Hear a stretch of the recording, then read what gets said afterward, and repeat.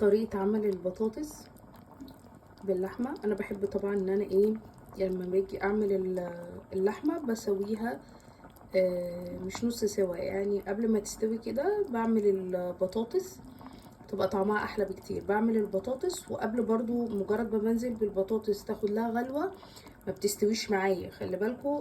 بعد كده بروح حاطه مسقطه فيها الايه، اللحمه، بحيث ان هما الاتنين يستووا مع بعض. واللحمه لما بتاخد من طعم البطاطس بتبقى طعمها احلى. الطريقه هتلاقوها كامله على القناه، اتمنى تخشوا تشوفوا القناه وتشوفوا الوصفات. انا عامله وصفات كتير ان شاء الله، يعني هتعجبكم باذن الله. اتمنى ان انتوا تقولوا لي رايكم. واحنا داخلين على شهر رمضان الكريم، كل سنه وانتم طيبين. واكيد حتى اللي بيكبر دماغه من الطبيخ والاكل بيبقى في الشهر الكريم ده بالذات عشان صيام، بيبقى لازم نعمل وصفات واكل كل يوم عشان الناس بتبقى صايمه. فهتخشوا هتلاقوا وصفات ان شاء الله كتير قوي هتعجبكم.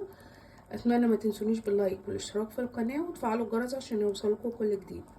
كل سنه وانتم طيبين.